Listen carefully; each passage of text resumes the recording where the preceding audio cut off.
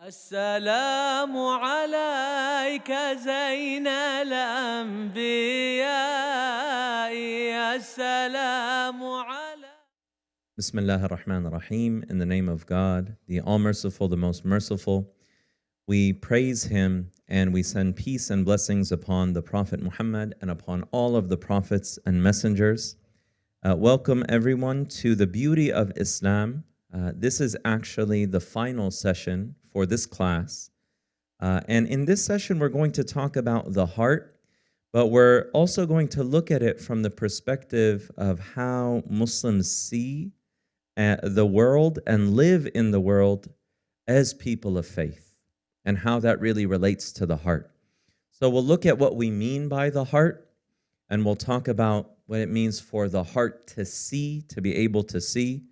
We'll talk about the purification of the heart and worldliness and how the life of this world sometimes is a distraction that gets in the way of really cultivating the life of the heart.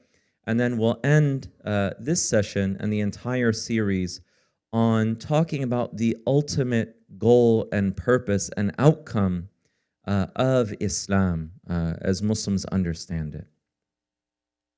So, the heart. The Prophet Muhammad, peace and blessings of God be upon him, he said that God does not look at your appearances and wealth. So God, our Creator, we believe that God sees all and knows all.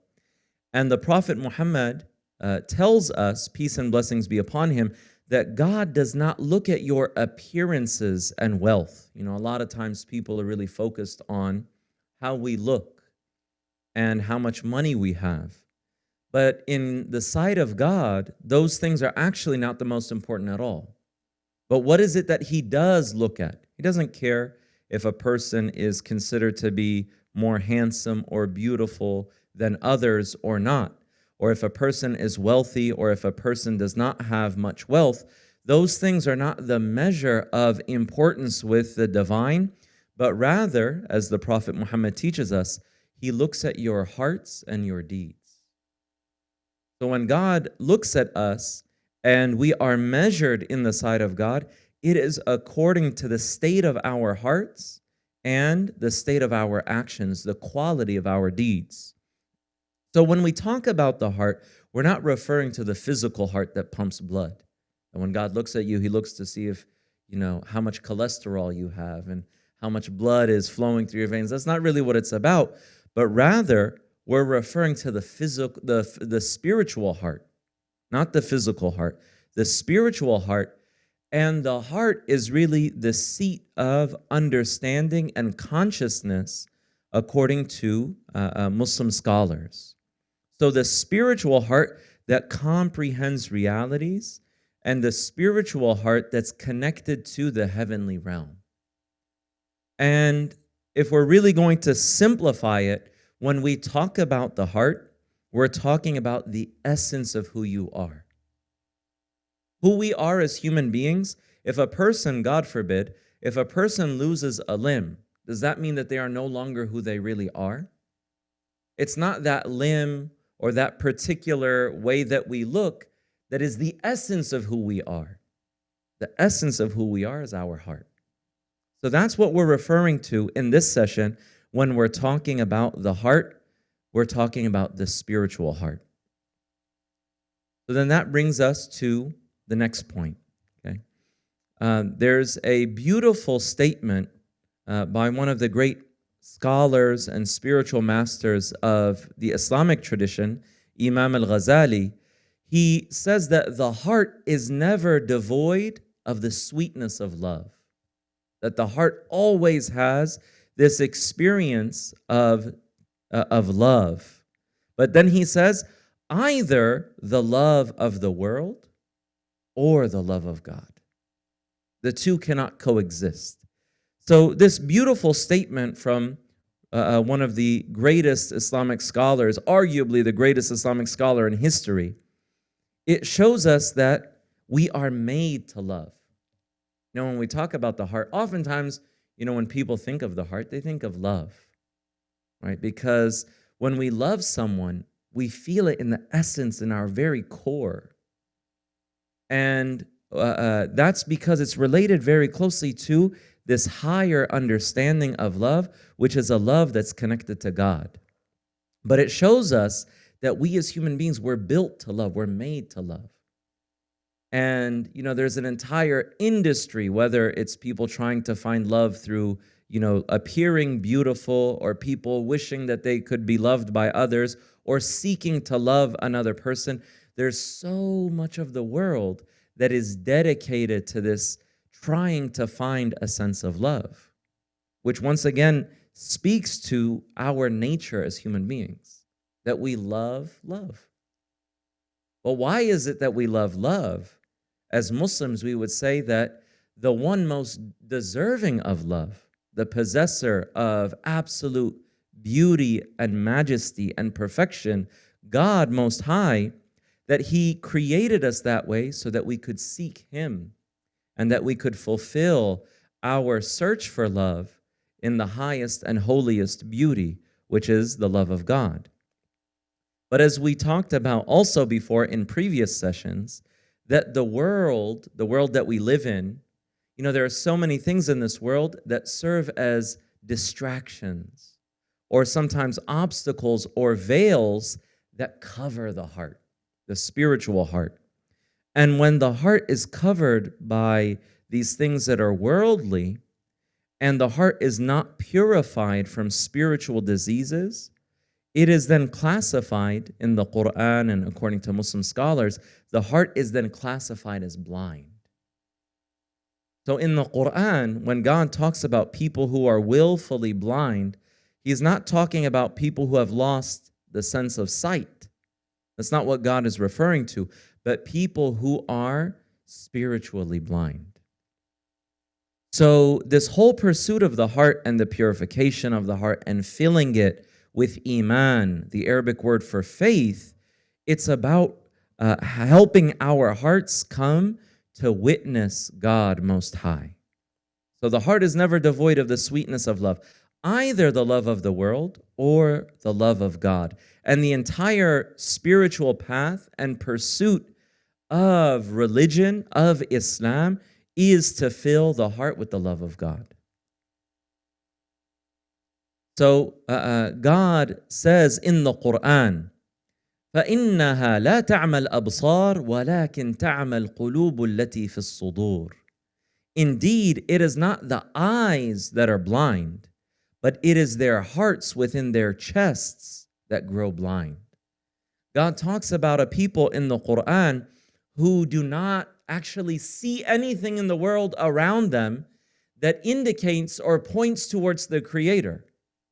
So they don't look around them, and when they see the beauty of the sunrise, or they see even the nature of this world and how it is fleeting and passing, and they don't think deeply about that there must be a purpose for which I was created, and even looking within our own selves and realizing that we are created, when they don't see those things, it's not because that they're physically blind, but God says, but it is their hearts within their chests that grow blind. And one of the great spiritual masters of Islam, Imam Sahal al-Tustari, he wrote these following lines of poetry about hearts that can see and hearts that witness God. And this is what we're talking about now, is the realm of the spirit, is really the unseen realm. But whenever we close our eyes and we look within ourselves, we become a little bit more in touch with that part of who we are.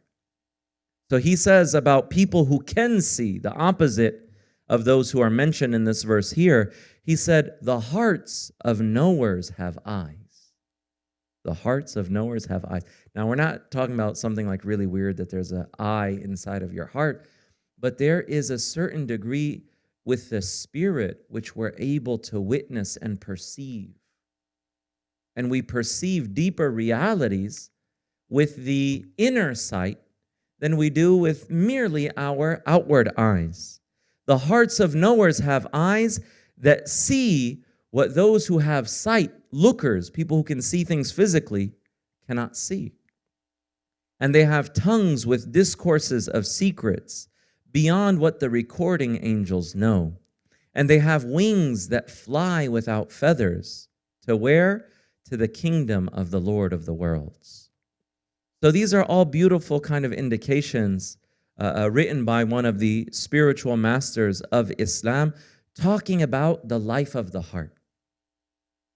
Talking about the life of the heart, that the heart sees what other people can't see and has knowledge that is beyond just material knowledge of the material world, and they experience even nearness to God, the creator of the heavens and the earth, and they fly towards him without wings that have feathers, not like birds fly, but they have a spiritual flight. And there are many other verses in the Quran where God indicates to us perceiving and being able to even have actions with the heart. And once again, this is just an indication of the spiritual heart. But then what happens is the reason that sometimes that is difficult for people to relate to, or that people might think that this is something that's far-fetched or it just sounds like flowery language, is because the vast majority of people are afflicted with rust that covers the heart. And when rust covers the heart, it's not able to perceive what it was meant to perceive. Imam Al-Ghazali, once again, who we quoted before, he says that the heart is like a mirror. But if you're trying to catch the image of or you're trying to perceive divine lights that are meant to be reflected in that mirror, you're not going to be able to see it if that mirror is rusty and dirty. It won't actually be able to reflect anything. The same is true with the heart. Or if the mirror rather is pointed in the wrong direction, it's not going to reflect the image that you're trying to see. Or if the mirror is not actually fully formed, it won't be able to, if you're in a fun house and the mirror actually has distorted images. So the same is true for the heart. When the heart is covered with rust, it won't be able to perceive. And the author of A Thinking Person's Guide to Islam, this book that we've been using as an outline and a guide in these conversations, Prince Ghazi bin Muhammad, he writes, he says, spiritual vision then is a matter of virtue and constant repentance. In order for someone to be able to perceive with the inner sight, be able to have spiritual perception, which is really what religion and revelation and the prophets and messengers are here to help us access. That when we see beauty, we recognize the creator of beauty. That we take advantage of our life in this world in order to sow the seeds of righteous deeds and to be people of virtue and beautiful character. But having that spiritual vision helps us. But it's attained through virtue and constant repentance. And spiritual blindness, conversely, is the result of sin and egotism. When the heart is not purified and we give into sin, that's why you have people who actually can't even sympathize with others. We're not even now talking about spiritual realities, that their entire depth of vision is only their own ego. It's all about me. We call those people narcissists usually. But this is something that is part of the purification process that we already have within Islam, within the way of the prophets and messengers. So through egotism and sin, the rust then covers the heart, and that causes spiritual blindness. But the way to polish the heart from this rust that blinds us is through the remembrance of God and through the acts of devotion that He has given us. When God tells us in the Quran or in Revelation that we should pray, we should fast, we should give charity, we should supplicate and pray to Him, and all of these various acts of devotion, all of that is meant to help us remove the rust from the hearts. A lot of times people get really caught up, like, why is there so many things that we have to do? Why do we have to pray 5 times a day? And why are there all of these commandments and prohibitions? A lot of people sometimes get really sensitive around the word, Sharia law. What is Sharia? The Sharia is the divine commandments. Just like in the Torah and in the previous books, there are divine commandments.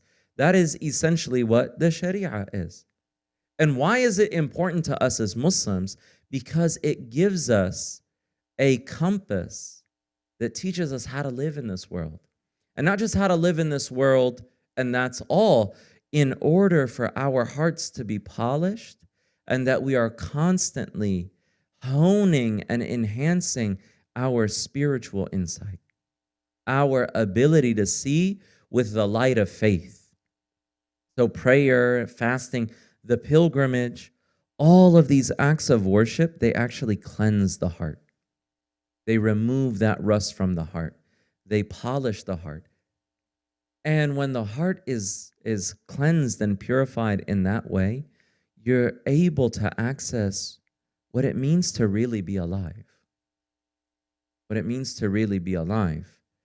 And God says in the Quran, أَلَا بِذِكْرِ اللَّهِ تَطْمَئِنُّ الْقُلُوبِ. Truly, in the remembrance of God, this polish for the heart, truly in the remembrance of God, hearts find peace. Truly in the remembrance of God, hearts find peace.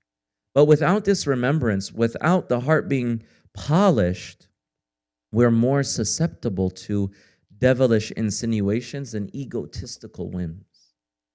And people who are really plagued with those things, it can become a very dark and desolate existence. And we talked about in a previous session, I think in the session when we talked about the good life, we mentioned that God says, وَمَنْ أَعْرَضَ عَنْ ذِكْرِي فَإِنَّ لَهُ مَعِيشَةً ضَنْكَ. Whoever turns away from my reminder, from revelation, then that person will have a life that is very constricted and an unhappy life, because they are limited to the realm of the ego and to being afflicted with devilish insinuations and whisperings. But through remembrance and devotion, the heart is polished, the diseases of the heart are cured, and the heart begins to see spiritual realities through the light of faith. And that's why even in difficulties, people of faith, this is actually, psychological studies have even further verified this and affirmed this, that people who are people of faith, they have better psychological well-being when dealing with difficulties. It doesn't mean that they don't go through challenges, right? But that when the heart is polished and a person trusts in God and is able to have patience and believes that there will be a reward and that there's an ultimate wisdom underlying all of these things, a person is better able to deal with the burden of challenges and tribulations. But anyway, this all goes back to removing the rust of the heart so that the heart can see. And when the heart sees, then a person is spiritually alive. But worldly distractions get in the way of that polish. So this is where, it's easier said than done. It sounds nice, but oftentimes what ends up happening is the nature of the life of this world is that it has within it things that pull us away from the life of the heart, that pull us away from making the love of God our primary and singular goal and focus. And in today's world, you can almost argue that it's never been more difficult. The average person spends around 6 hours a day on entertainment. 6 hours a day, which is 1/3 of our waking time. So 1/3 of people's lives nowadays, especially, is dedicated to, TV and movies, and sometimes things far worse than that, other types of addictions and ways just to find a really shallow experience of pleasure. And that we believe that the devil takes advantage of these things. The devil didn't create, intoxicants and drugs and addictions. That's part of human nature, is that we're susceptible to those things. But people who want to, distract others from really living their true spiritual life, they take advantage of these things in order to keep them coming back for more. And these addictions, they keep us always looking for more fulfillment in the material world. But the nature of the heart, as we talked about in a previous session, is that the way that God created us is that there's a void inside of us that nothing in the entire world can ever fill. And it's only filled with God and nearness to Him and experiencing His love. But we just think the next thing is going to make me happy. And there's a lot that's put into that. You can almost talk about that. That's a lesson in and of itself. All of the things that try to just keep us from actually being introspective, actually desiring more than just this world. Now, there's entire economies that rely upon people always buying more. And the way that they get you always wanting to buy more is by always feeling a lack. Like something's missing in my life. I'm not quite happy, but if I get that next, I just got a new Fitbit. So if I get that new Fitbit, it's going to change my life. And then you get it and you're like, it's all right. It's not all that I thought it was going to be. Right? But that's how they take advantage of us. And that's the nature of the nafs. In order for the economy to continuously grow, they have to find more and more ways to pull you in. A lot of social media websites started off without advertising, then slowly, after people start to like it, they try to pull people in more and more. And they make more money the longer you are on that platform. So they're invested in making it a little bit more addictive. And then there's, so many other things that pull us in and distract us. Which is why silence and stillness are catalysts or even receiving revelation in the cases of the prophets and messengers. There's always times of peace and stillness. The Prophet Muhammad, peace and blessings of God be upon him, he received revelation when he was in the cave, away from all of the distractions of the city life and all of the things that people were into that were not pleasing to God. He received revelation. That Moses, peace be upon him, that God spoke to him from the burning bush when he was in the calm of the desert, and so forth. But the material world and the nature of the world is always seeking to distract us. So this blinds the heart. And worldliness, you could almost say, is the opposite of being spiritually alive. A lot of times when we talk about these things, people say, you can't enjoy anything in the world. That's not really what's being said, but it's to recognize anything that takes us away from God. That is what is meant by worldliness or these worldly distractions. Some of the most fulfilling and meaningful things in life with the right intention bring us closer to God. If we eat and we recognize that these blessings are from God, then that food and the various prayers surrounding that food, that before you eat and after you, they're meant to bring us closer to God, and it brings life to the heart. Our family, our loved ones, deep, meaningful friendships that are both in helping one another draw closer to God. All of those things are not part of the worldliness that we're talking about. Imam Al-Ghazali, he says about the nature of the world and how we have to see it. He says, your time is your life. Your time is your life. And your life is your capital. Meaning that in order for you to make a profit in the hereafter with God, you have to invest. Your time is your life, and your life is your capital. Through it, you make your trade, and through it, you can reach eternal bliss and nearness to God Most High. Every single breath of yours is a priceless jewel, and it is irreplaceable. Every single breath. is a priceless jewel and it is irreplaceable. Once it is gone, it will never come back. So don't be like the fools who rejoice because their money increases while their lives decrease. What good is money when your lifespan is running out? How many people amassed a fortune and died before they could even enjoy it or enjoy most of it? One of the most ironic things in the world is the Taj Mahal, building this beautiful palace, for his wife, and then his wife dies, and then it just becomes the most ornate tomb in the world. But there's a lesson in that, right? So for Muslims, understanding the life of the heart, it helps us understand how we take advantage of our lives in the world. Not that the world is bad in and of itself, but there are many intrinsic distractions that seek to always keep you distracted and not actually investing in your own inner life.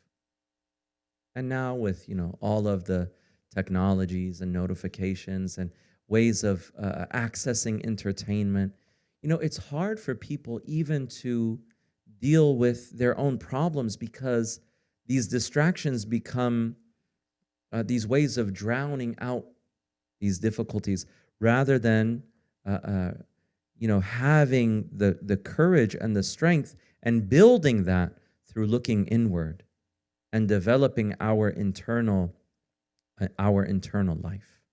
So in other words, you have to invest in the life of the heart, and you do that in the life of this world, and time is limited. This brings us to kind of really summing up the entire series of the beauty of Islam. And that brings us to the ultimate goal of all of this. Talking about the life of the heart, in the first session, we did an overview on kind of the basics of the faith, the Muslim faith, Islam. In the second session, we talked about the attributes of God, Allah in Arabic. In the third session, we looked at what it means to live a good life according to the Muslim understanding. In the fourth session, we talked about the next life and the realities of the hereafter and paradise and hell and how those manifest. And then in the fifth session, we talked about the Prophet Muhammad, peace and blessings of God be upon him, his character, a little bit about his life. And in the sixth session, we talked about the revelation he received, the Quran, and the major themes in the Quran, and then really how all of that is meant to speak to our hearts and for our spiritual faculty, our spirit, our soul, to be able to attain the greatest honor and the greatest meaningful experience and to fulfill the purpose for which we were created, which is being brought close to the divine. And it's not a closeness that's physical, but it is spiritual. So that brings us to this final point, which is the ultimate goal of everything in Islam. And we'll come to it in a second. It really is love of God. Everything that we've been talking about, what underlies it is the love of God, the love of Allah. So when we live according to God's commands, what came down in the Quran, and by following the example of the Prophet Muhammad, we're able to navigate through the obstacles that exist in this world. This world is a challenging place. And how does someone have access to all of the things that we've been talking about? It's through revelation. And it's through the beautiful example of the Prophet Muhammad and all of the prophets and messengers that came before him. So that gives us almost kind of, as I said before, a blueprint or a compass that helps us navigate the turbulent waters of the ups and downs of life, the nature of the world, the distractions and the challenges that we face.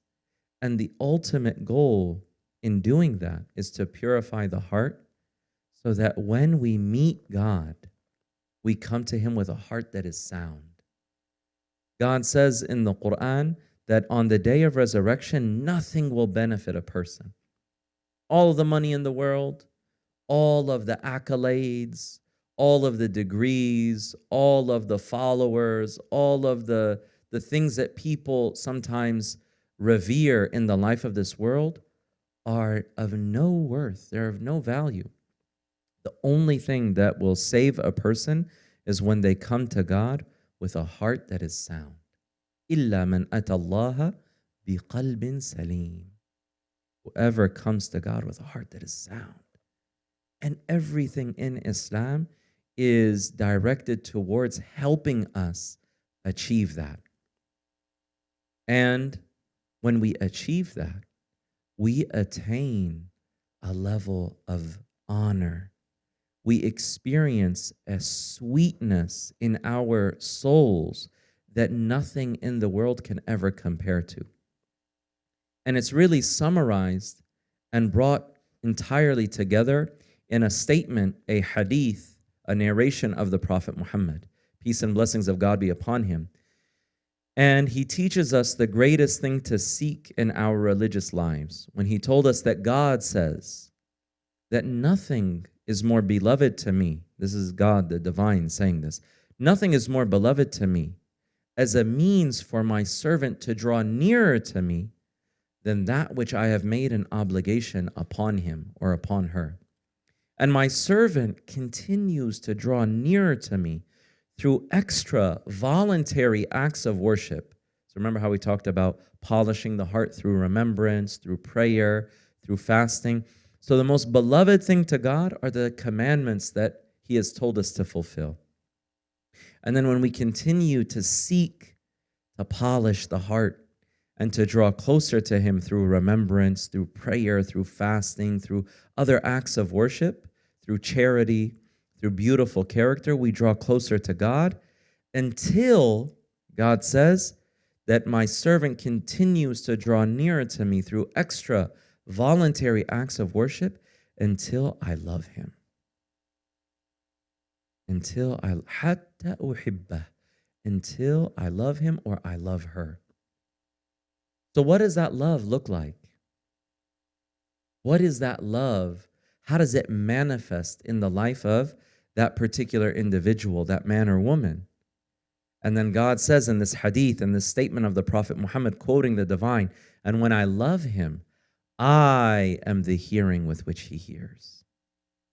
And I am the sight with which he sees. And the hand with which he grasps. And the foot with which he walks. And if he seeks refuge in me, I will certainly grant him or grant her refuge. And if he asks me for something, I will surely give it to him. So for Muslims, this statement, it has no anthropomorphic interpretations. And it doesn't mean that the divine dwells within a person.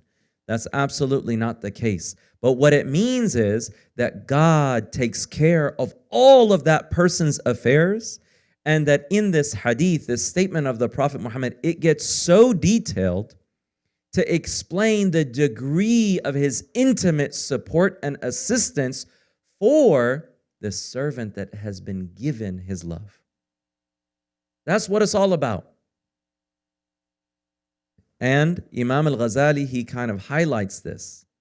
He says that love of God is the uppermost objective of spiritual stations and the highest pinnacle among spiritual degrees. That everything on the spiritual path, everything that the prophets and messengers came with, the Quran, the example of the Prophet Muhammad, all of the various rulings, everything related to the religious life and the spiritual path ultimately is leading toward the uppermost objective of spiritual stations, which is the love of God.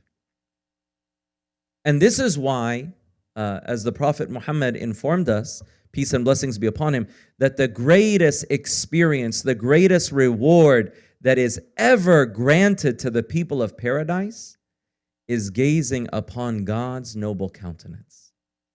The most enjoyable experience and the highest and greatest reward is witnessing God's beauty and gazing upon his noble countenance.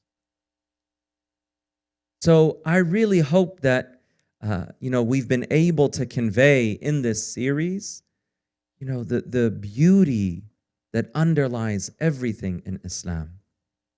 And I wanted to end on this point of the love of God, and that love has to exist within our hearts, but the entire path of spiritual purification and religious devotion is in order to polish our hearts until we can reach that point where we're granted God's love and we're able to witness his absolute perfection and majesty and beauty. So I wanted to end on that point, and this brings this series, The Beauty of Islam, to a close. I pray that by following along and joining us, that you've been able to appreciate some of the beauty of Islam. And we wanted people to see, leaving aside all of the argumentation and all of the things that people try to focus on and misconstrue and misrepresent, is just looking at it for what it is from a Muslim perspective and appreciating the beauty. So I thank you all for your time. It really has been a privilege and an honor to be able to go through this journey with you over these 7 sessions and to be able to share some of what we believe and our beautiful faith with all of you. All praise belongs to God, Lord of the worlds, and may his peace and blessings everlastingly shower the Prophet Muhammad, his family and companions, and all the prophets and messengers and all of the angels brought near. And all praise belongs to God, Lord of the worlds. And Fatiha biniyat al-qabul wa tamam kulli sul ma'mun wa salah sha'an zahiran wa batinan. وأن الله سبحانه وتعالى يتقبل منا ربنا تقبل منا إنك أنت السميع العليم وتب علينا إنك أنت التواب الرحيم. Oh Allah, we ask you that people witness the lights and the beauty of Islam, and that you make us keys that open the doors of good and locks that close the doors of evil, Ya Arhamar Rahimin, and that you allow the beauty of Islam to shine through in our character, in our dealings, in our teachings, Ya Arhamar Rahimin, and that you bring our friends and neighbors and loved ones and those around us into the fold of your mercy, into the sphere of believing in you and believing in your messenger and living in the ways that are most pleasing to you, Ya Arhamar Rahimin, and that you grant them your mercy. With this intention and what all our teachers have intended before us, Al-Fatiha. Thank you for watching one of Al-Maqasid's online educational offerings. Our mission at Al-Maqasid is to cultivate holistic learning environments rooted in knowledge, devotion, and service. For more information, please visit our website at almaqasid.org and connect with other online content at almaqasid.org/connect.